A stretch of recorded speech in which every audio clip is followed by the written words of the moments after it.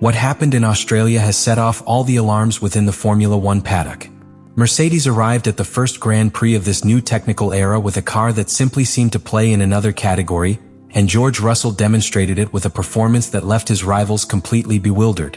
The difference in classification was brutal, almost 8/10 over the rest of the grid, something that in modern Formula One is practically an eternity.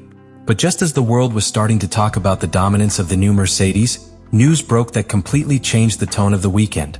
The FIA opened an investigation involving Russell during the Australian Grand Prix. From that moment on, questions began to arise everywhere.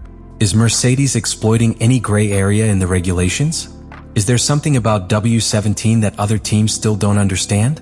Or is it all simply a media storm caused by a car that has interpreted the new rules better than anyone else? What is clear is that when a team appears with such a large advantage at the beginning of a new regulation, the story rarely ends there. And what began as simple dominance on the track could become one of the first major controversies of this new era of Formula One. The first weekend of the season at the Australian Grand Prix. It was the beginning of a new era in Formula One, with completely renewed technical regulations and with all the teams trying to figure out who had done the best job during the winter.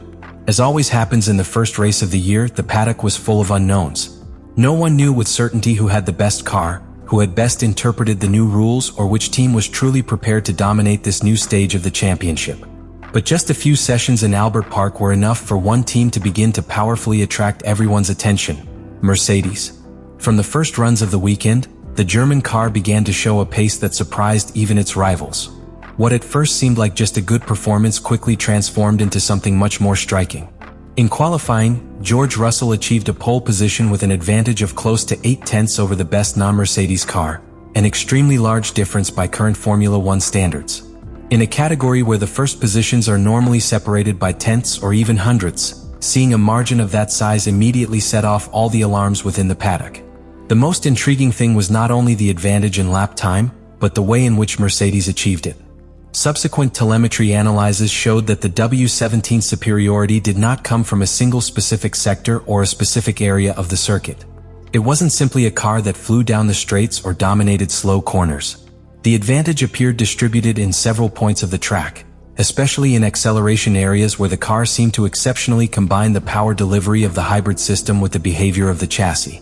This efficiency in energy management allowed the Mercedes to maintain very competitive speeds without losing stability or consistency in driving. But while the car's performance began to generate conversation among engineers and analysts, another element appeared on the scene that would end up amplifying the entire story.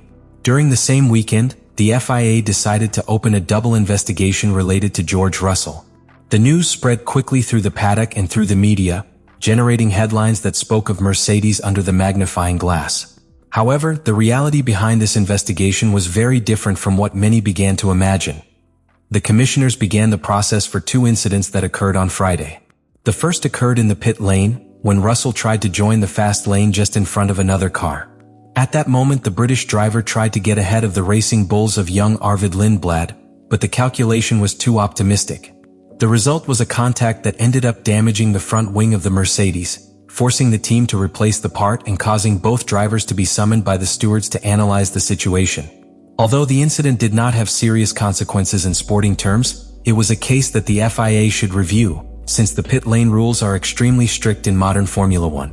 Traffic in that area is one of the most sensitive points during a race weekend, and any movement that could create risk or interference is usually carefully examined by race officials. The second episode investigated also occurred during the Friday sessions and was related to a practice exit procedure. Russell performed a start practice outside the area designated by the race director, something that is specifically regulated in the event notes. These areas are delimited to avoid dangerous situations while the teams practice starting or managing the car's energy systems. By leaving that established area, the British pilot ended up being investigated again by the stewards. At that point, the combination of both research and the impressive performance of the Mercedes began to create a very particular narrative. For many fans and some media, the fact that the FIA was investigating Russell during the same weekend that Mercedes dominated the track seemed too coincidental. The idea that the German team might be being scrutinized for its performance began to circulate quickly, fueling rumors and debates within the paddock. However, when the final verdict of the stewards came, it became clear that the situation was much less dramatic than it seemed. Russell received a reprimand for the pit lane incident and a simple warning for incorrect practice start procedure. There were no grid penalties, no time penalties, nor any consequences that would alter the outcome of the weekend.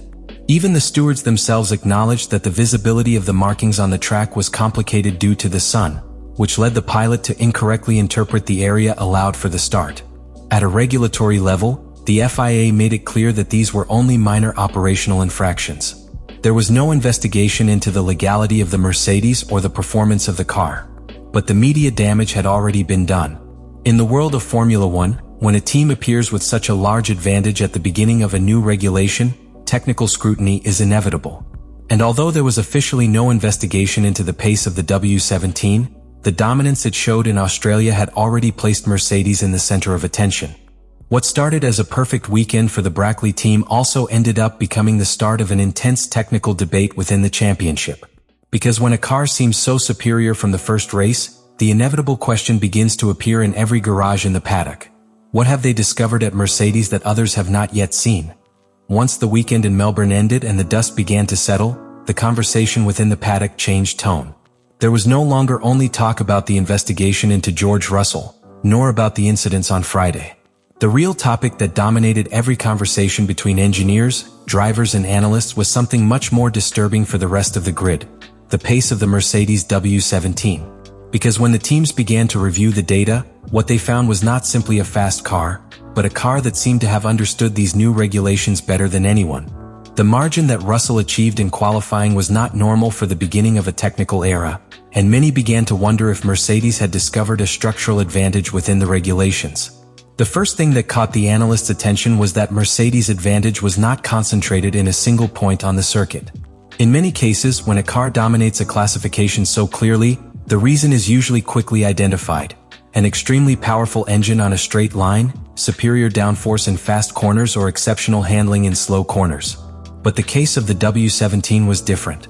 By studying the telemetry, rival engineers discovered that the time Russell gained was distributed in different sectors of the circuit, especially in the acceleration zones where the car seemed to have a higher energy efficiency than the rest of the grid. The Mercedes not only accelerated strongly, but also seemed to manage electrical energy in an extremely efficient way, something key in this new generation of hybrid cars. That technical detail began to arouse even more curiosity among rivals. In the new regulations, one of the biggest challenges for engineers was to achieve a balance between the power of the heat engine and the management of electrical energy. Many teams had warned before the start of the championship that finding that balance would be one of the most complex points of the new era. However, Mercedes seemed to have solved that puzzle from the first race. The car combined a very competitive top speed with a very efficient ability to recover and deploy energy, allowing it to maintain a constant pace without sacrificing performance in different parts of the circuit. Despite all that media and political noise, within Mercedes the public discourse has remained quite calm. The team has insisted that the main objective is to continue understanding the car and continue developing it throughout the season. In Brackley, they know perfectly well that the championship is just beginning and that the rivals will have opportunities to react. In a new technical regulation, the first races are usually just the beginning of a constant evolution where the concepts of the different teams are refined with each Grand Prix. Furthermore, the drivers themselves have recognized that these new cars are not easy to drive. Despite their great performance, Russell explained that cars of this generation tend to lock the brakes more easily and slide more in certain situations, meaning that even a fast car can become a challenge for the driver if not managed correctly. This introduces a very important human factor into the equation, because in a long season any mistake, accident, or bad strategy can completely alter the dynamics of the championship. On the other hand, there is also another element that could influence the evolution of the season: the technical development of the rivals. Teams like Ferrari, McLaren, and Red Bull have made it clear that they still have room for improvement as they better understand the new rules. The first race of a new regulation never reflects the full potential of each team, and it is quite common for the initial differences to reduce as the races progress and the first update packages arrive. So the scenario left by the Australian Grand Prix is as fascinating as it is unpredictable.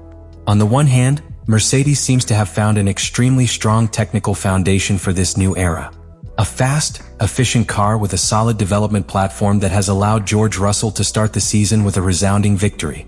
But on the other hand, that same dominance has placed the team at the center of the technical conversation in Formula One, with rivals attentive to every detail of the W17 and with an FIA that, as always happens when a dominant car appears, will be closely observing the evolution of the championship.